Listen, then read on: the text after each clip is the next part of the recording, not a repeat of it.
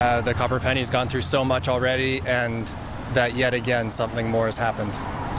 A man shot outside a notorious Portland nightclub, and tonight we're going beyond the headlines to look at the history of crime near this business and how the neighborhood's now fighting to clean it all up. And tonight, Portland police continue to investigate that weekend shooting near the new Copper Penny. Portland's gang enforcement team now involved in that investigation. They say someone opened fire into a crowd outside of the club. 34-year-old Kyron Trevino was wounded. He is expected to recover. Well, people who live and work in that Lentz neighborhood want to know, meantime, if anything will change at the club because of this latest round of violence. Ken Body goes beyond the headlines to find out. Ken?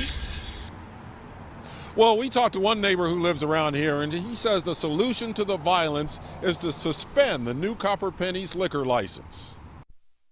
Stabbings, what else?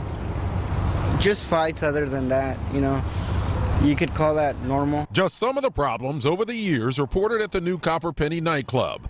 I found dozens of police calls dating back to the mid-1980s. And a couple of years ago, a shooting outside the club sent a bullet into the tidy-dighty diaper service across the street. People living in the area, I think they've come to get used to it from over there.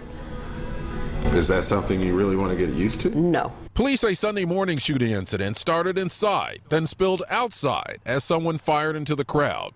They say 34-year-old Kyron Trevino, the victim, has gang ties. So far, no arrests. It makes it a lot more violent place to live, to have a place like that in business that is a constant magnet for vice and crime. Adam Simmons is fed up enough to ask state regulators to suspend the club's liquor license. He told me the violence takes away from efforts to clean up Lentz, which has been labeled felony flats.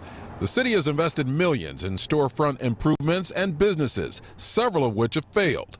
They're trying again with $1 million investment in a brewery just 2 blocks away. Lentz has a difficult reputation from a lot of trials that it's gone through. There's a long way to go. We tried talking to the owner of the new Copper Penny. He wasn't available. The OLCC did not return our calls. But Simmons hopes he hears from them to deal with neighborhood frustrations. And I think the best way to start about doing that is to immediately suspend activity at the new Copper Penny. And we will continue to follow up with the Oregon Liquor Control Commission to see if they'll do anything about this nightclub's license. Live in Southeast Portland, Ken Body, KOIN 6 News.